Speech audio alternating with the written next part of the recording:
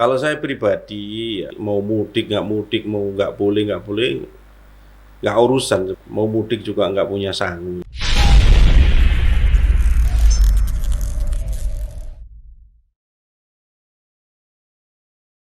Assalamualaikum warahmatullahi wabarakatuh. Jumpa lagi dengan saya, tetanggamu.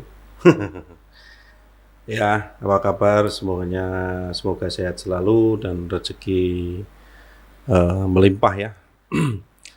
Ini ada berita menarik seputar larangan mudik ya. Cuman para netizen atau masyarakat menyiasati ya, artinya itu kan larangan mudik itu kan mulai tanggal berapa itu ya. Kita coba cek ya. Kita coba ketik larangan. Nah, ini hindari larangan mudik. Ini kan warga pilih mudik lebih awal ya. Dan ini Enam Mei. Larangannya adalah 6 Mei hingga ini. Larangan mudik berlaku pada 6 hingga 17 Mei. Polisi, silakan mudik sebelum 6 Mei. Jadi apa ya namanya ya? Beradu kecerdasan atau beradu teknik atau beradu apa ini di zaman yang seperti ini, ya kan? Satu sisi larangan mudik itu berlaku pada tanggal 6 hingga 17 Mei. Dan polisi sendiri menurut CNN tadi itu di channelnya CNN Indonesia, polisi mempersilahkan mudik sebelum 6 Mei. Terus apa bedanya ya mudik sebelum 6 Mei dan setelah 6 Mei gitu. Bedanya jelas, kalau sebelum 6 Mei tidak ada aturannya, tidak ada larangan istilahnya kan. Tapi kalau setelah ya atau pada 6 Mei dan 17 Mei itu memang tidak boleh atau dilarang. Cuman bukan itu yang istilahnya yang membedakan ya. Terus manfaat atau efek ya, antara mudik sebelum peraturan berlaku sebelum 6 Mei dan mudik pada saat 6 Mei itu apa gitu kan. Katakan ini untuk menekan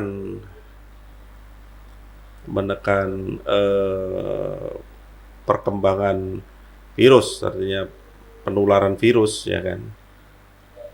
Apakah pada saat 6 sampai 17 Mei itu virusnya lagi banyak-banyaknya sehingga pada tanggal itu nggak boleh mudik gitu. Tapi sebelum 6 Mei nggak apa-apa, boleh mudik. Apakah alasannya virusnya masih sedikit atau belum ikut mudik atau gimana? Tapi sementara wisata digalakkan. Dari situ para rakyat sendiri juga menyiasati lagi. Banyak yang komentar bahwa ya kita wisata mudik saja kalau gitu. Karena di desa sendiri sekarang banyak destinasi wisata yang sangat menarik, ya kan. Di desa ya, mungkin kalau dulu wisata hanya mungkin sampai tingkat kabupaten ya. Sekarang ini di setiap kecamatan atau bahkan di desa, di kelurahan itu sudah banyak wisata kuliner.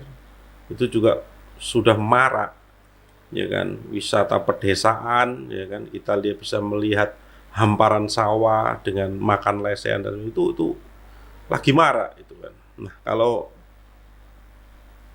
mudik tidak boleh, akhirnya pakai bahasa wisata ke desa atau wisata mudik, karena wisata boleh, kita mudik. Nah, semua itu kan harus sesuai prokes ya, protokoler kesehatan, cuci tangan, pakai masker, jaga jarak, macam kayak gitu. Mungkin kalau yang sudah divaksin ya divaksin. Nah, dari kalau semua itu sudah bisa mencegah penularan virus, seharusnya mudik boleh seharusnya. Karena kan sudah cuci tangan, sudah di rapid test mungkin, sudah di swab mungkin, ya kan. Terus sudah mungkin ada yang sudah divaksin, pakai masker juga selalu, ya kan. Itu kan langkah-langkah untuk mencegah penularan, ya kan. Nah ini kenapa masih dilarang mudiknya ini? Ini pertanyaan. Kenapa masih dilarang? Alasan yang sebenarnya itu apa? Itu alasan yang sebenarnya itu ya. Kalau saya pribadi ya mau dilarang nggak dilarang ya, ya, ya apa nggak ada ngaruhnya karena saya sendiri kerja di multimedia di mana banyak event-event yang belum banyak digelar, kalau digelar pun juga diobrak sehingga benar-benar ngefek di ekonomi saya. Jadi mau mudik nggak mudik, mau nggak boleh nggak urusan sebetulnya saya itu nggak urusan. Iya, mau mudik juga nggak punya sangu istilahnya kan gitu. Ya kan. Ya, terdampak sekali lah. Ya, menikmati saja. Alhamdulillah dari hikmah dari pandemi ini pun juga saya lebih kreatif. Tambah sehat, pipi tembem. Kalau orang desa itu gemuk itu tanda sehat, tanda makmur. Berarti pandemi ini luar biasa. Ibadah juga lebih istiqomah.